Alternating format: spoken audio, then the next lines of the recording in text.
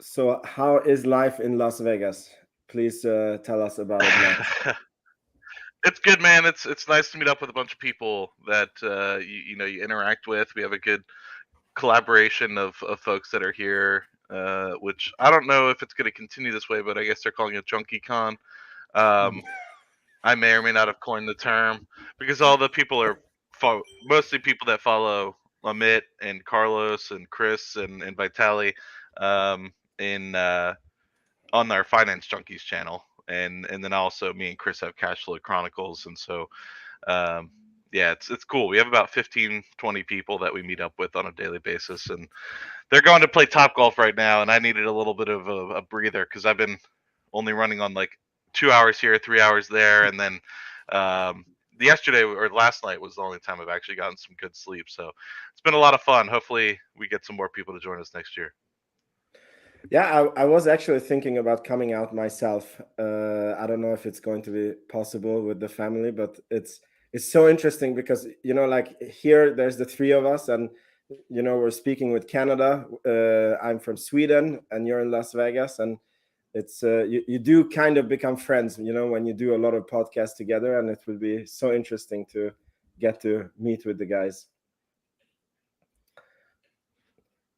Yeah, Cool. for sure. So Absolutely, man. on Absolutely. on on this week's Rocket Lab Weekly is a very special episode. We have our first guest. I mean, Matt is always our guest. So the first uh, guest on the channel is Dave G. I really like his channel. It's in the description box below. Also, his Twitter, and I think he does fantastic videos also about the space industry in general, and highly recommend that you guys check out his channel. And I think this week has been very special because, yeah, many stocks got wrecked. Somehow Rocket Lab didn't.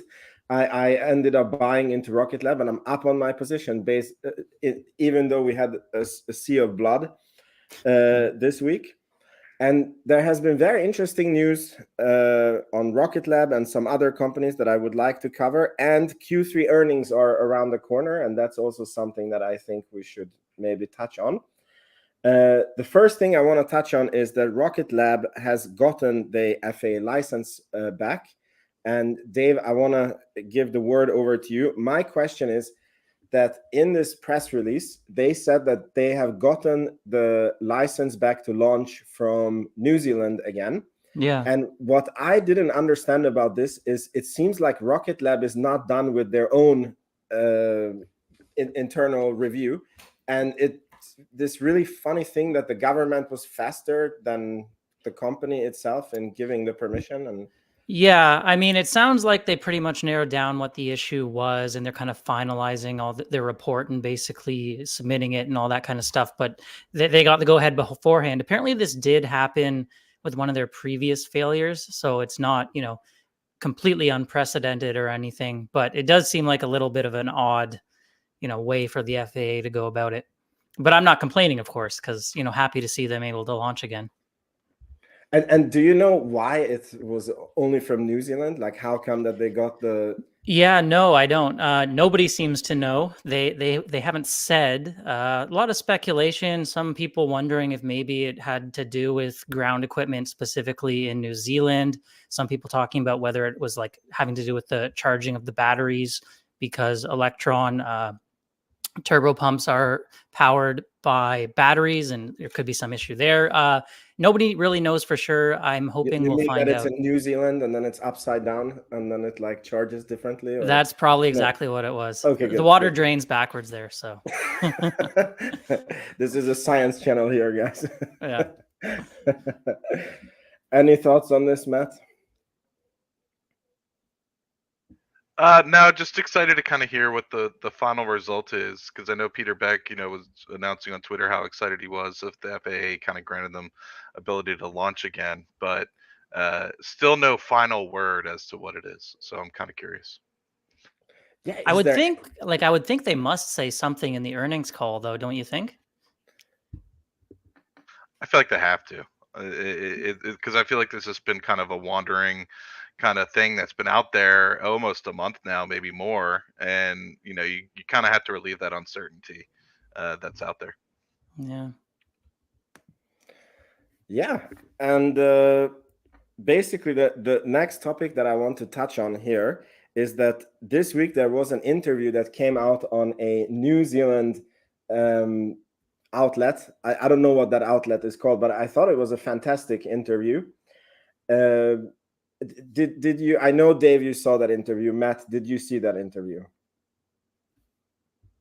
I didn't get the chance to watch that, no. Okay.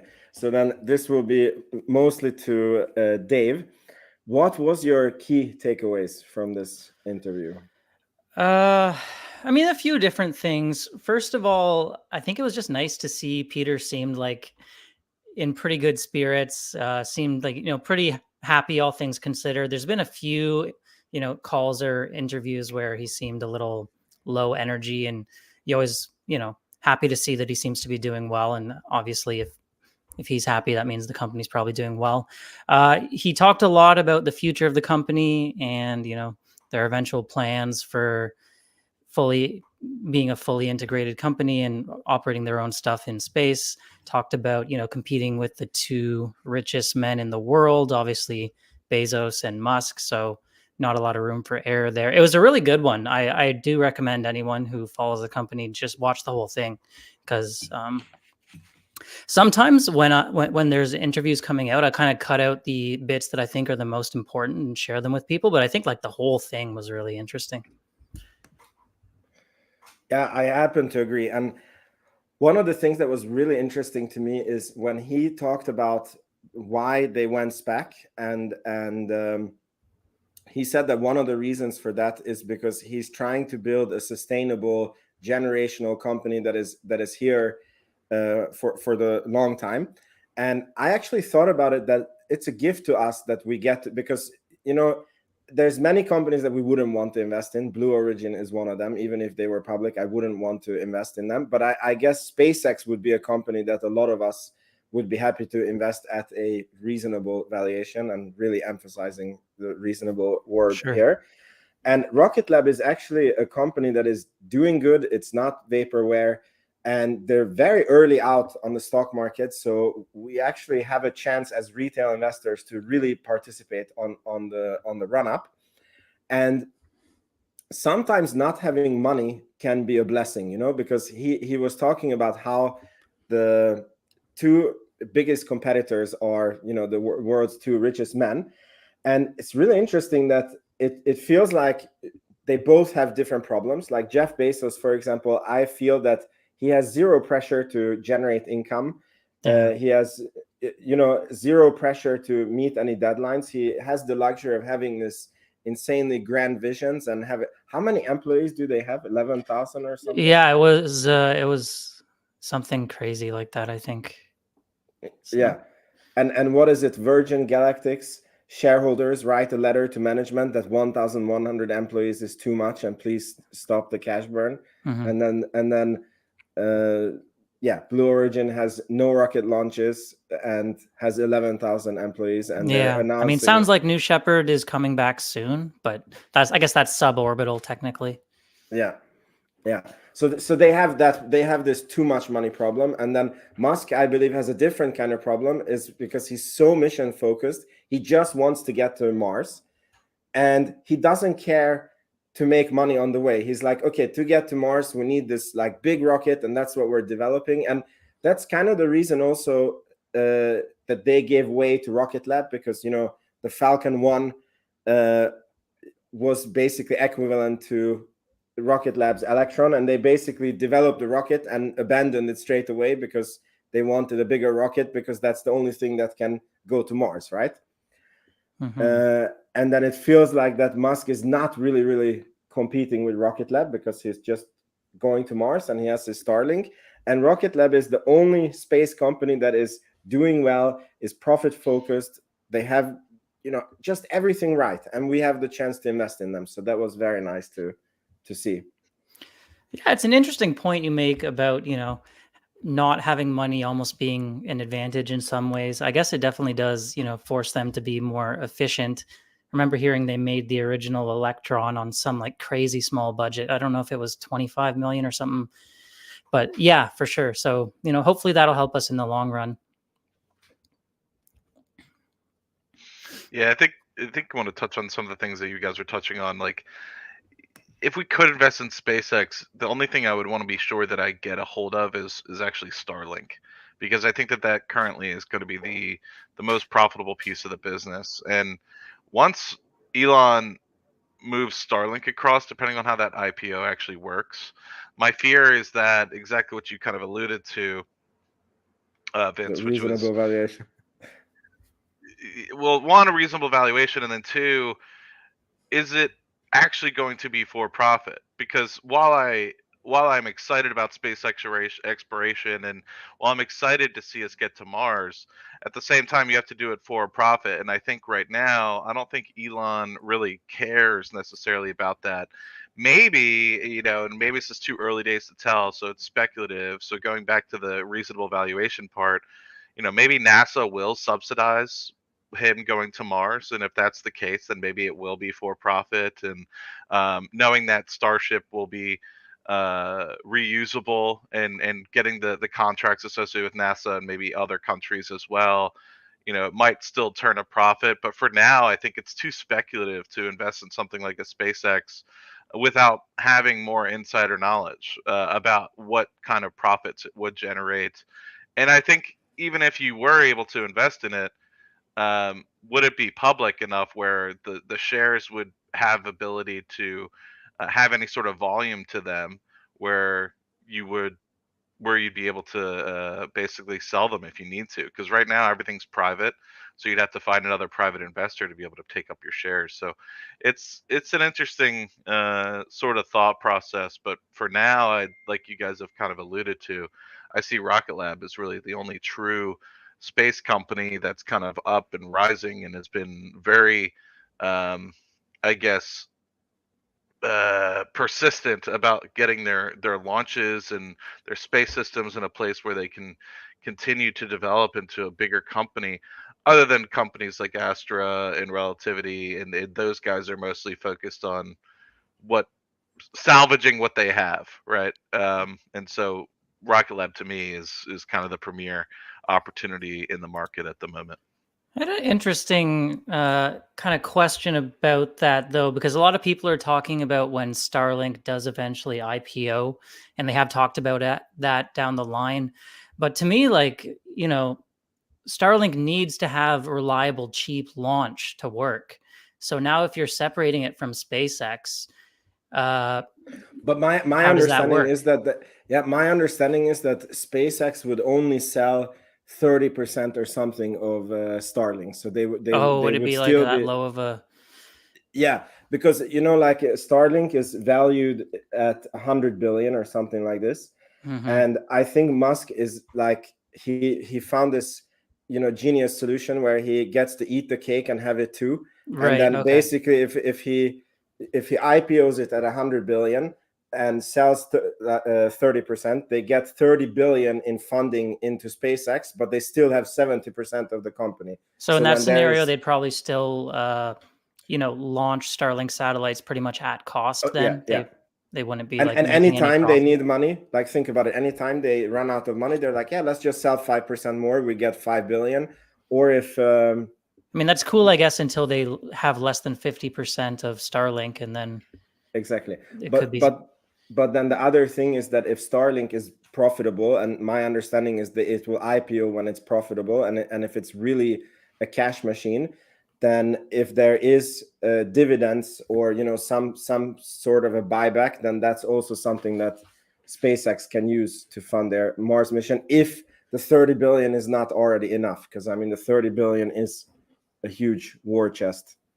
Yeah, I mean, I do agree with what you said, though. Like, I don't think there's any way at all right now to send people to Mars in a way that's profitable. It's just not. Yeah.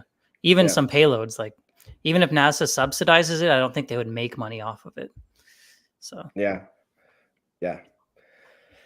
I completely agree.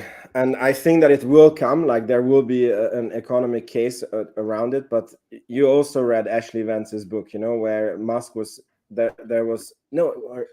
Sorry, it wasn't in Ashley Vance's book. It was on the Elon Musk biography that came out. That Musk called his all hands on Starship development, because he felt that if it's going this slow, he will never make it to Mars in his lifetime. And then he ordered all the SpaceX engineers to go down to Texas. And then this Gwen Shotwell, like she told him, like, what are you doing? Like, we have launches coming for the Falcon 9. And he basically told her, like, I don't give an F. Like, you take the engineers and you delay the launches. Like, you come up with a reason how we delay them, and we need to get Starship. So, like, when you read this, you're like, okay, he's not really a competitor to Rocket Lab, because he's so mission focused that it's like, I can even imagine a scenario that they abandon the Falcon 9 launches and like they just abandon Falcon 9 like they did with the Falcon 1, and then it creates a market. They have talked about it. Yeah. But I think, they'd only do that once they get Starship flying pretty reliably at a decent price. So we'll see how it shakes out. But you saw these videos that for them to go to Mars, they need they have this 2-year window every year. And then they need like hundreds of ships to launch at the same time to Mars, right? So, I mean, yeah, I guess if you're setting up like a colony or something. Yeah. I assume they would send a few uncrewed ones first, maybe send supplies and stuff like that. But yeah. I mean, it has to happen on a gradient, right? But I'm just saying that I can totally see that if you're building starships to, fulfill these freight missions to space, then it can get in the way of then you will not have enough to, go and colonize Mars. And then he can just say at one point, like, okay, we make enough money on Starlink and, that finances the Mars mission, and let's go and let's there is other companies that can do the launching stuff into space. Sure. Yeah. Cool. And then, while on this topic of other space companies, this week there was, as far as I understand, an interview with the ULA president, who was basically saying that they're open to selling a company, and he started pitching that it's a company that is. Yeah, Tori Bruno, CEO. There's been rumors that ULA will sell this year, going back to like March. And yeah, this isn't the first time, but this was the first time I think it was so blatant, where he was just saying, like, basically giving a sales pitch for why people should buy ULA, saying it's been fully remodeled. We've got this new rocket coming online and all this stuff. So it's just kind of funny to see that, for sure. I'll never forget one night I just stumbled. This is probably like a year and a half ago. I don't know if it was what I was watching Smarter Every Day, but there's a really good factory tour of ULA, and every piece of the factory, it's like 45 minutes long for the part 1 and then 40 minutes or so for part 2. And I remember just like finding it at like 2 a.m. and just struggling through it. But I was just so fascinated at all the different steps of showing how they build it, from literally just like all the basically just how they put everything together, the stamping of the steel, the basically rolling of the steel, and just all this cool sort of things that I don't think that people recognize. Like, you can't just add welds, right? Because if you add welds, that adds weight to the rocket. So you have to the two pieces of steel together with like a seam that heats it up enough where you can kind of like heat up the metal enough where it actually connects together rather than adding a weld. Stuff like that, where you're just like absolute amazement. And Tony Bruno does a phenomenal job walking through it. So if anybody's just curious about the rocket industry as a whole and maybe how they put them into space, that's a really cool one. Maybe I'll look for it and put it in the chat. Yeah, cool. Yeah, maybe I'll check out that video. Yeah, me too. I do think Tori's he's a pretty fun guy. He says some interesting stuff on Twitter and all over the place, but I'm not crazy about their Vulcan rocket coming online. It's been so late. It doesn't have a reusable first stage. They have this plan they call it smart reuse, basically just bring back the engines, but not the rest of the first stage of the rocket. And how do you do that? That's such a interesting. yeah, they kind of have this inflatable thing that brings them down, and then I think there's a parachute. So the engines are the most expensive part of the first stage, but I think if you're bringing a rocket online like 2024, 2025, like you really want at least the first stage to be reusable. I'm just laughing because it's like such a stupid solution, and they're calling it smart reuse. Well, at least they're trying to reuse something, I guess. But they do have a lot of contracts with the government. They have a massive contract with Amazon's Kuiper. So those are great, and obviously there's the relationships with the government and stuff like that. They've had all sorts of subsidies, and they do a lot of national security stuff. But I don't know about the long-term future of Vulcan competing like on a commercial market versus more reusable vehicles. Yeah, do you know how? Because did we lose Matt, by the way? Sorry. I think so, but I'm pretty sure he will be coming back. Oh, okay. I will message him. So what I wanted to ask you is, like, if per my understanding, ULA is quite expensive if you compare it with a SpaceX or a coming Neutron. And it's actually, oh, you mean like per launch or the value of the company? Yeah. No, per launch. Yeah, they're pretty expensive. Yeah, I don't. Again, because they're not reusable. The Vulcan's just coming online. Amazon is basically willing to pay anyone whatever it takes in order to not pay Elon Musk to launch. So they kind of got lucky, I guess, getting that contract from Amazon. But again, with the relationships with the national security and all that, they seem to get a lot of government stuff. But because my question is, if Boeing and Northrop Grumman want to sell this company, Lockheed, sorry, why not IPO it? Why not go out on the stock market and yeah, like who would want to buy this company to have a non-reusable rocket when you know that there is, Neutron coming, you're going up against the Falcon 9, and there is many other companies coming on the scene, and yeah, it's a tough one. I mean, that's an interesting concept. I never thought about IPOing it. I guess they could, but yeah, I think it's Boeing who mostly wants to drop their share. I'm not sure how Lockheed feels about it. What's that? Boeing's hemorrhaging cash. Lockheed's doing okay. Yeah, they just had earnings as well recently. So was it which one is it ULA that is developing the Starliner that no, that's Boeing. No, that's Boeing by themselves. Okay. So maybe Boeing has just burnt their fingers and they're like, we don't want anything to do with space. Yeah, they did say that the last earnings they lost something like 1.7 billion on Starliner or something so far, I think. Or no, for the quarter, was it? Anyway, massive amounts of money on their space and missile division. Why do you think? Okay, for example, on Starliner, if they're losing that much money on it, why do you think that how come they just don't drop the project and say that, okay, this can go over to SpaceX? Or because how do you recoup?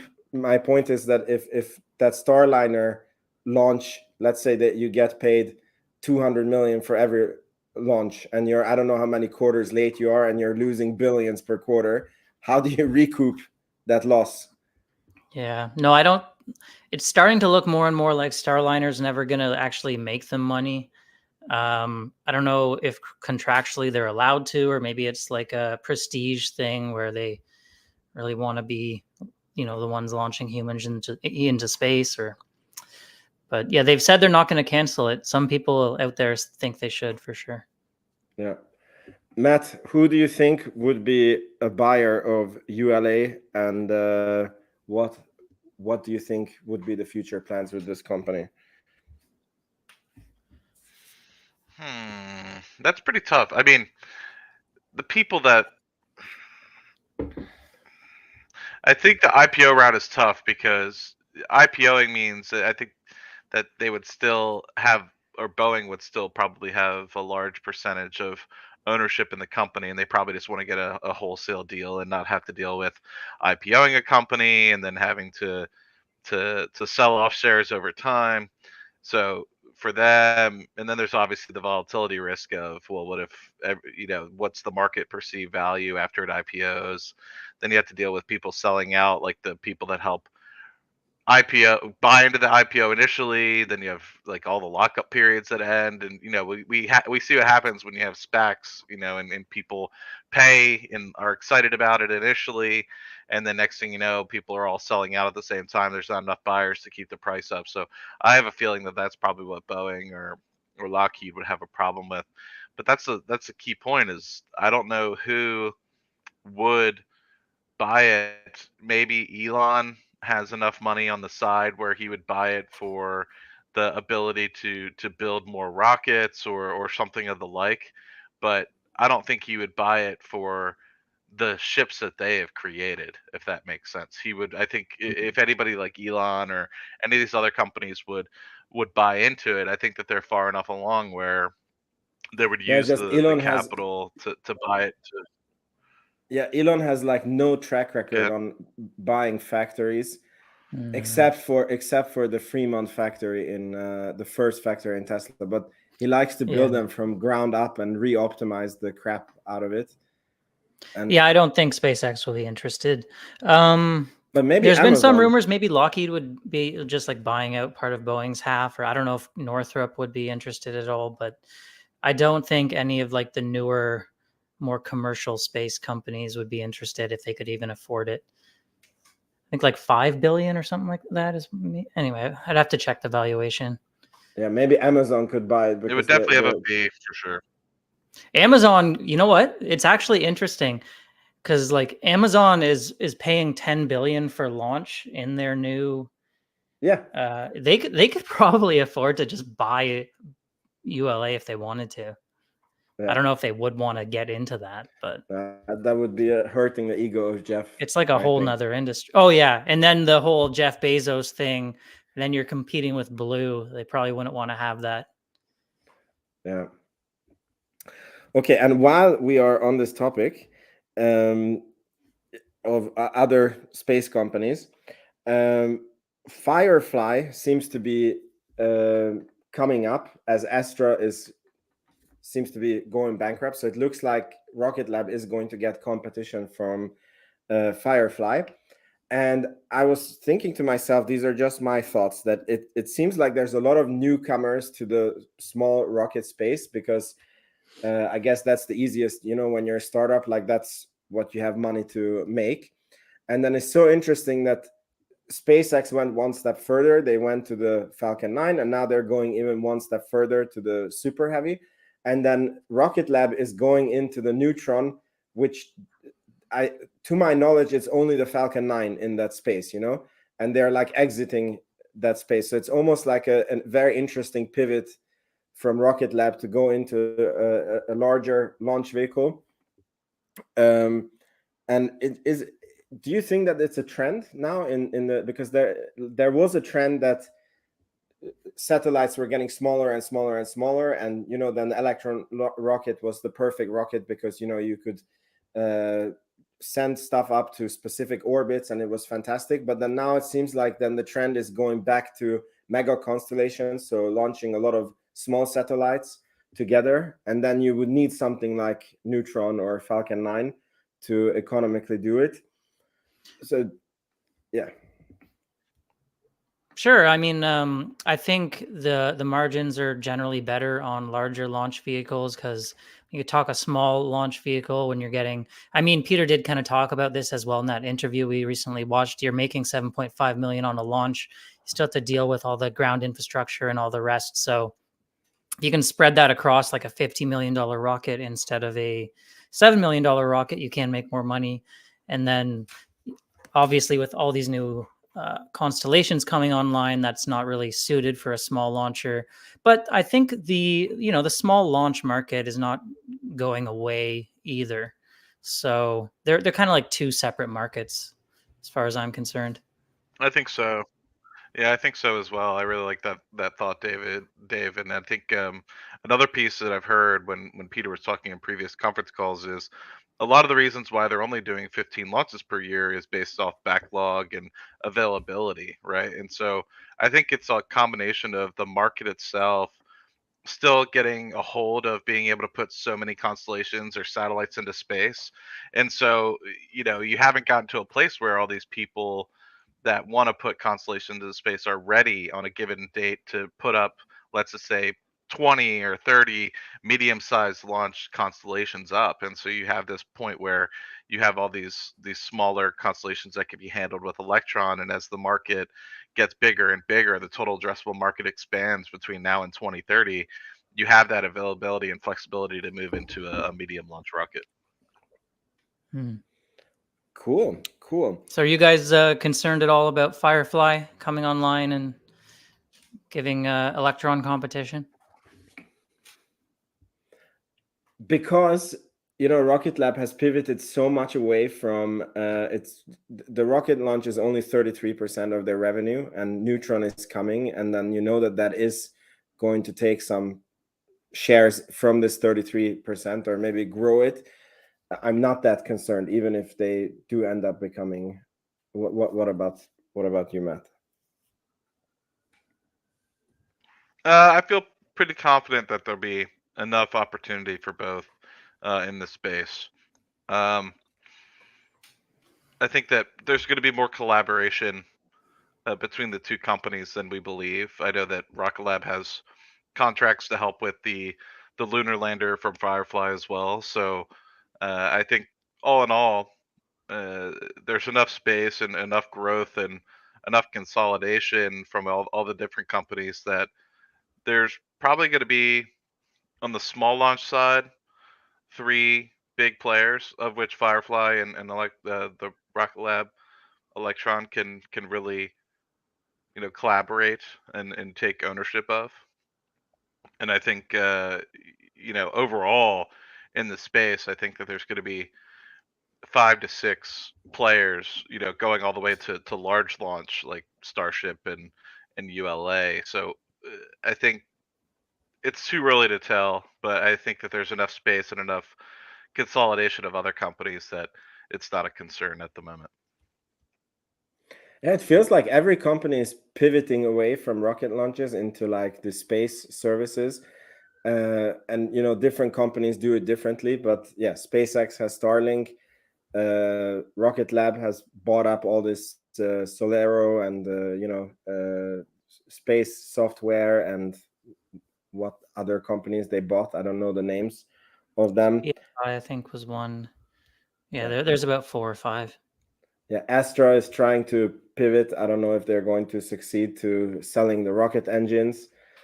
But by the way, it's so interesting that at the beginning of the year they had 20 million left, meaning like we are now in the 10th month of the year, and they logically should have burnt all that money up. And I don't know how they are still alive. Like, how come we are not hearing Astra? They did do a capital raise, I think a couple capital raises. There was another one just recently. I think it was about 20 million. So that maybe will keep them alive for like maybe Another one quarter. extra 20 quarter. But 20 million for them is like a few weeks, no? Based on how much they've been cutting costs. Like they have actually done pretty well to Mhm. bring that down, but I think there's still something like at least 16 million per quarter burn. Yeah. They're also talking about selling potentially a large stake in their spacecraft business, which is kind of ironic because it's the only thing making money right now, but maybe that's means it's the only thing that has value. So yeah, obviously it's not a good scene, and we feel sorry for the employees, but yeah, I just don't see a way out for them. Yeah. And talking about earnings, so Rocket Lab earnings is Thursday this week, if I remember correctly. And so the trend has been this earnings season that the companies report really good earnings, and then everything just gets beaten down anyways, like it doesn't matter. Now, we know that Rocket Lab has been beaten up going into earnings because of Peter Beck selling and, this Electron failure. So what do you guys think is going to, because we pretty much know what they're going to report. I can maybe even share it on the screen, because they did this update a few weeks ago, where they had this we're going to report between 66 to 68 million, and this will do that will, so we pretty much know what they're going to report, and it's a pretty okay. So I think on the revenue, I don't know, you guys see the screen? Maybe I make it bigger. Yeah, I can see it. So this is their quarterly revenues, going back to 2020. They had 1 million 3 years ago. They had 1 million for in revenue, and now they have 62 million. So what is it, 62 times increase? And so basically, if they come in with the 66, it will be highest ever quarter revenue that they have had. I believe the gross profit that they are projecting is also highest ever that they have ever had.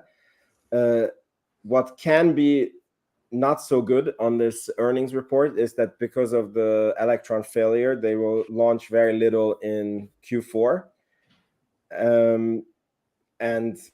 But that's, we know that that's a small part of the business. But I also don't know of any good catalysts, what they can say that would push up the stock price. So what do you guys think is going to be the market reaction, and what do you think is going to happen to the stock after? Kind of how I'm thinking going into earnings is kind of how you mentioned.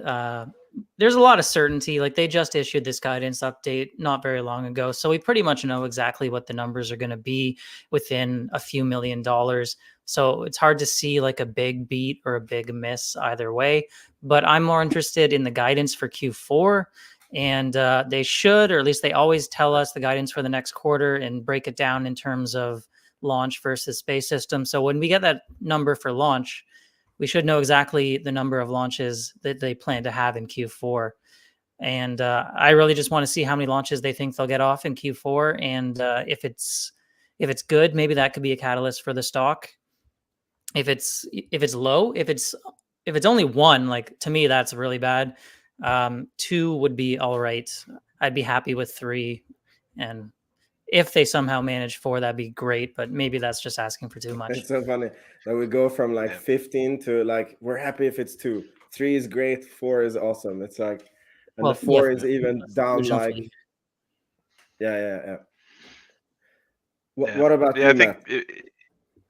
I think Dave hit the nail on the head. I think that there's potential negatives going into the fourth quarter. They issued the guidance for Q3 after the quarter had ended, so I feel like they're in a pretty good spot to give a forecast. So I don't think that that's going to vary very much, but I think there's going to be a pretty large impact from the numbers that we kind of see from 4Q guidance. I think that that'll obviously be likely down. I think they'll struggle to get 3 launches, just knowing that there's only 2 months left and there isn't really a launch date that I've seen announced as of yet. And so generally they announce those 2 weeks ahead of time. So I feel like the earliest launch for now would probably be like mid-November, kind of as a first, and being able to launch 2 more.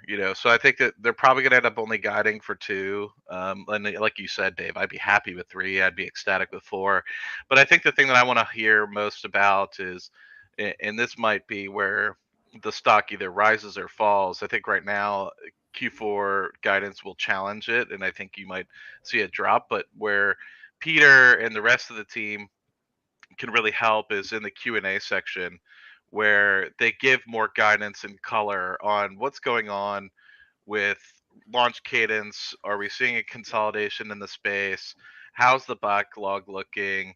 Are there other opportunities in the works that would allow them to expand beyond 15 launches per year? Because we've kind of been at a similar-ish cadence, the same magnitude of cadence, right? I think I'm going to mess up the numbers, but it was like 12 launches last year, on pace for 15 or so launches this year, which has been challenged because of what's been going on with the cease of operations since the failure in the end of 2Q or end of 3Q rather.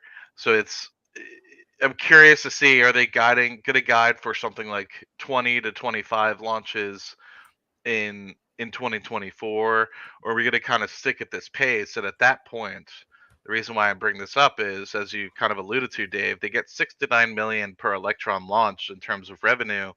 If that doesn't continue to grow, then the growth that we can expect is basically from the space systems piece. And I think a lot of what the SPAC initial revenue kind of trajectories were based off of increasing cadence at a pretty regular pace. And so you have 3 launch pads. The thought process is eventually you get to 1 launch per week, 150 launches for Electron in a year is kind of the capacity that they wanted to get to.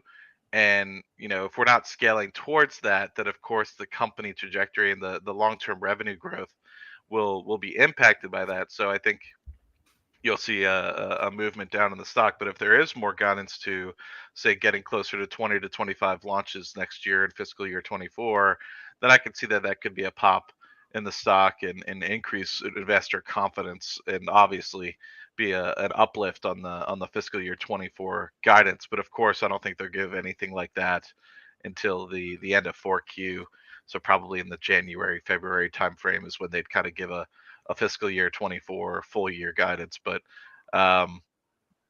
yeah, I think right now they're on their back foot a little bit with what happened at the end of Q3, and my hope is that they can restore investor confidence in the Q&A section, because they're going to have the impact of the Q3 revenue. They're probably going to guide down for Q4 unless something amazing happens in the space system side.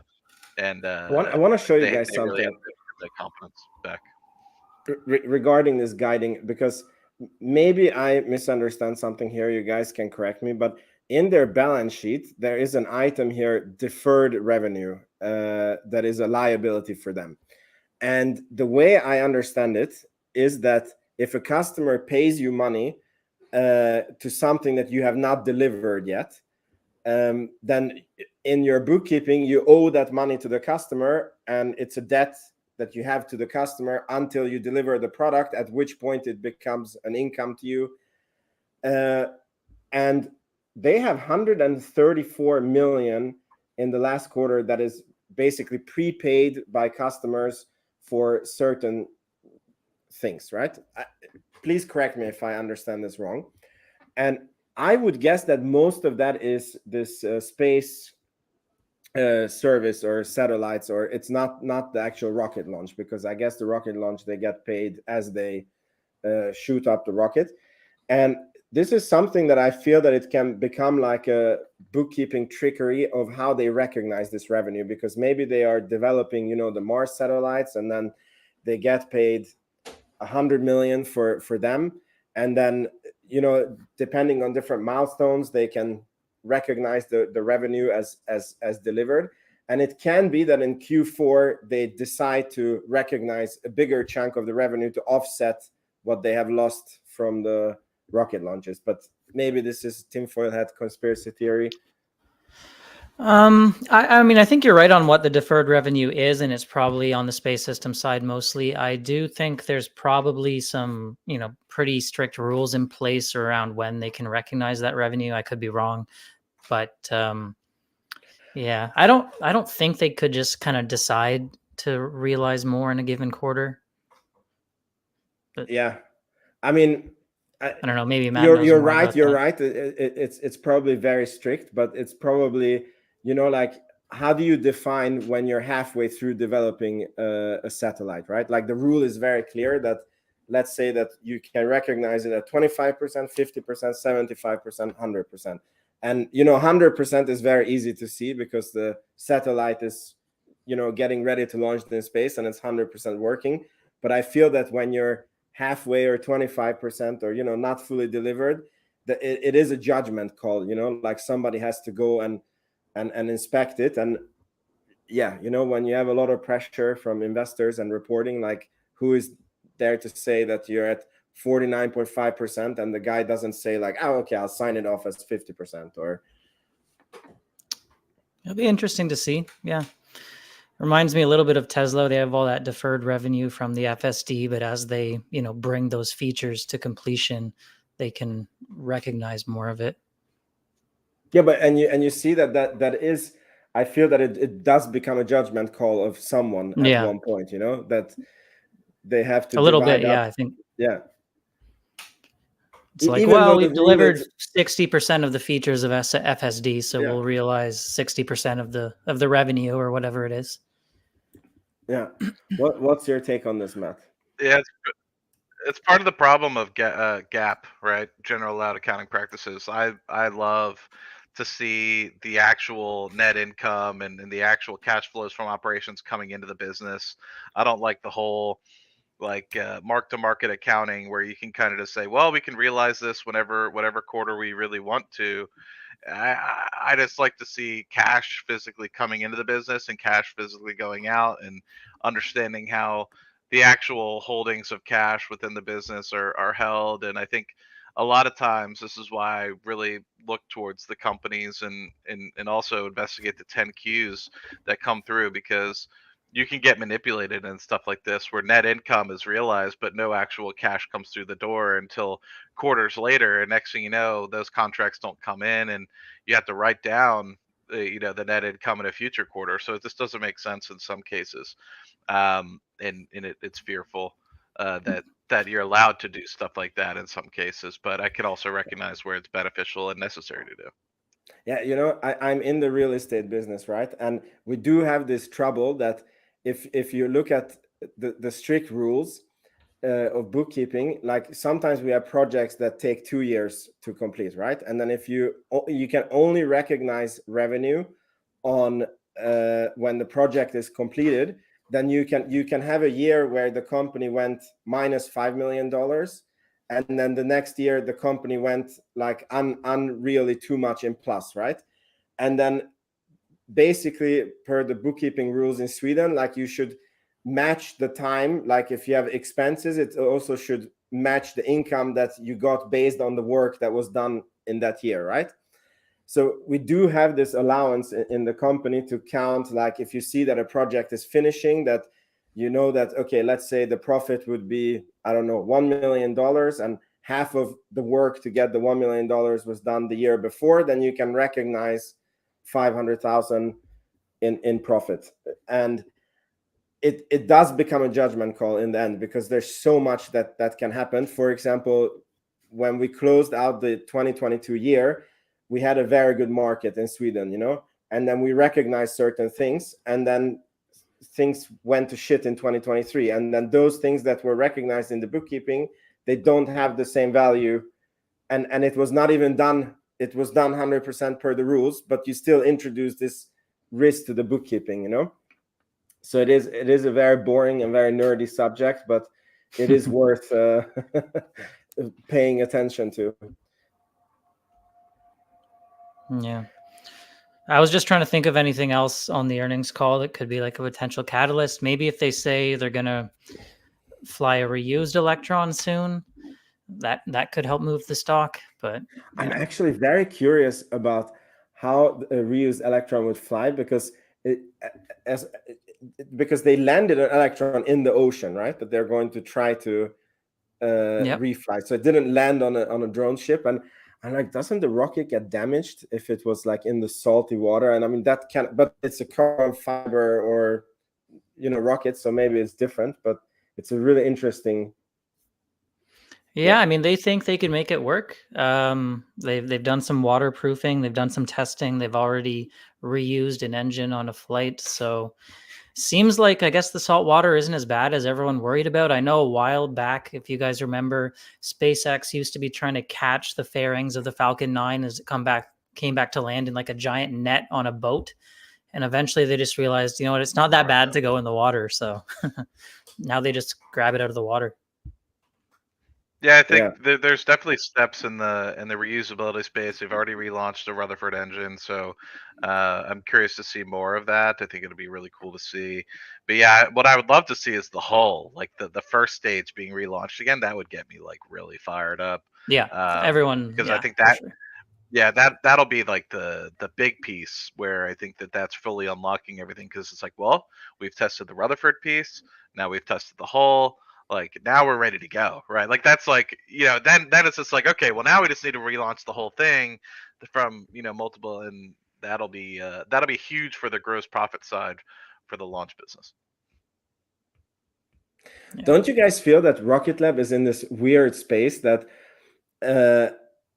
like nothing almost that what they do now matters for the future of Rocket Lab? And let me explain this. It's kind of a wild statement that now they get 7.5 million for an Electron launch, right? And their total revenue this quarter is maybe $66 million, right? Once Neutron is online, one launch of Neutron is going to be 60 million, which just one launch will do more than or the same as like Electron and the complete space services division of the company, right? And then on top of it, we know that once they develop Neutron, their plan is to build some sort of an unannounced space infrastructure that it's a secret project. I'm pretty sure that Peter Beck knows what it is, but he's not someone who would pre-announce things that like 10 years from now we're going to be so many hundreds of billions. It will probably be like, guys, next week we're shooting up this experimental something, and this will be the next. Yeah. And I feel that he himself said in this interview that we watched that would give a 10x valuation to the company, right? Or like the TAM would go, like he said that perhaps the TAM. Yeah, but yeah. So logically, to me, if the TAM expands 10x, then your company should also expand. I think they've given a little bit of cookie crumbs, or what's it called? The golden eggs, or whatever the heck they call them when you sprinkle little bits of details into things. In the 2022 investor presentation, they showed that they might have a manned launch vehicle that could potentially give them opportunities or contracts to go to the space station. They said they didn't make any guarantees, but they said they'd be looking into it. And so if you just give me a minute, I'll look for it in the background and see if I could pull it up. Yeah, sure. That was the famous it's not an announcement capsule. Exactly. Yeah, in this interview also Peter Beck gave another one. It wasn't human spaceflight, but it was this down mass, meaning like the way I understood it is you manufacture things up there and then you bring it back down to Earth, and that could also be something potentially quite big. But yeah, we'll see. I was actually just listening to a podcast today, like about the space industry. They're talking about they like 3D printed a human meniscus on the International Space Station, and they just sent it back down to go on someone's knee or something. But there's a lot of interesting concepts for the future, but the physics makes it a lot tougher to, I think, scale. Because just, you have to send materials up and then manufacture and send them back down. Yeah, I mean, I guess if you do it in a big enough volume, because the only thing that I've heard makes actually sense, even with the current math, is a type of fiber optic internet cable, which is quite funny because Starlink completely replaces it, or the satellite connectivity completely replaces it. But apparently these fiber lines that go between the US and Europe under the sea, they're very, very hard to produce. And then somehow in 0G, like when you make them, like somehow the molecules come out perfectly. So it becomes like, I don't know, 100 times as easy to produce. And even with the current math, it actually makes sense to produce it in 0G and bring it back down. Yeah, on this human things, again, like I heard that you can make a liver, or they're thinking that certain human organs you can make from stem cells in 0G, because as it grows, like on the Earth, it somehow collapses in on itself, and then in 0G, like you can grow a full liver, and then it can get strong before the gravity would collapse it. But if we just go from that the electron launch is 6.5 million, like I don't know who can afford to pay 6.5 million for a liver. So yeah, that's tough. I think for the future, we're probably looking at communications driving the bulk of the revenue stem. Like Varda's looking at some drugs and bringing them back down. I think they just made an HIV drug they're trying to bring back down to Australia now because the US won't let them back re-entering the atmosphere. But I think we're still looking at communications and then some Earth observation for the vast majority of. But how much space do you think there is? Because there is Planet Labs, and they're like, obviously they're constantly observing Earth, right?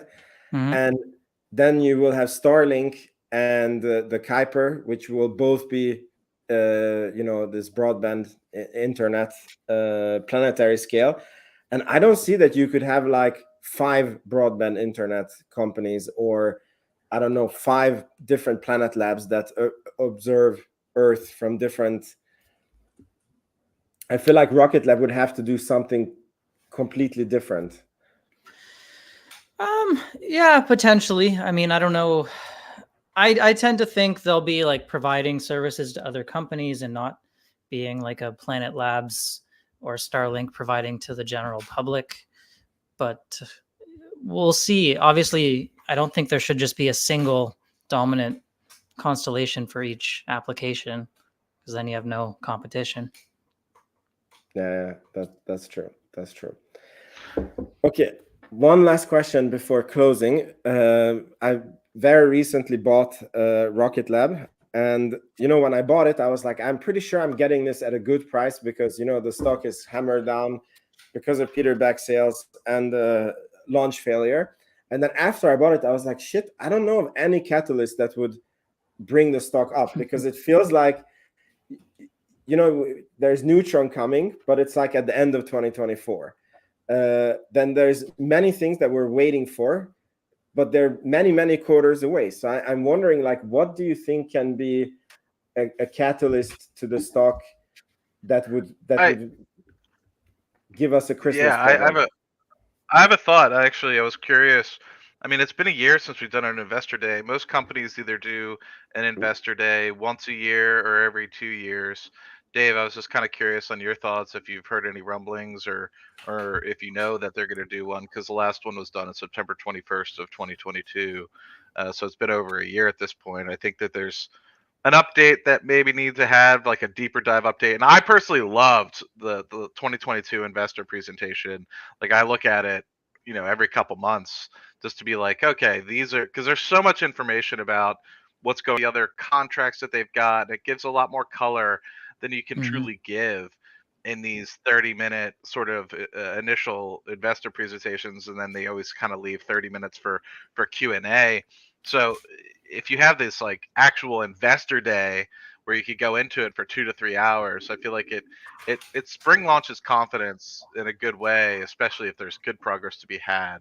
So I'm just curious if you think that there's going to be another one, at least in the next year, or not next year. Yeah, I'd love for there to be one, but I don't think there is. At least there hasn't been any talk about it. Haven't even really heard any rumors about it. They did that last one when they wanted to really show off some of the Neutron stuff. So I don't know. It doesn't seem like there will be one soon, unfortunately. Thinking of like other catalysts, maybe like a big contract on the space system side, or if they start recognizing some of that revenue from the Global Star contract, reusable electron could obviously help. But yeah, I think obviously Neutron will still be the big one. And you pointed out the numbers of the 55 million for a Neutron launch. So that's like the whole quarter's revenue almost. And that's why a lot of people do pivot away from the small launch, I think. But I'm pretty optimistic that the stock's not going to drop below 3.8. And we do seem to have these bounces every once in a while. So I think there could be some good news stories before we get to Neutron and profitability. Awesome. I guess we will be a lot smarter next week after the earnings. For sure. Is anyone planning to live stream it? I would love to, but I think I will be on vacation, so I will not be able to. Oh wait. Yeah, Okay. I may. I have to double check what my schedule looks like on Thursday. It's on Thursday, right? The 2nd. Yeah. Okay. Anyways, let's So talk about it, and maybe we can do something together. Thank you so Sure. much, guys, for this week, Rocket Weekly, and hope to see you guys again, maybe soon again. And have a nice week. Good luck on earnings, and we'll speak again soon. All right. See ya. Always. Thank you for the invite again. Cheers. All right. Yeah. Bye. Ciao.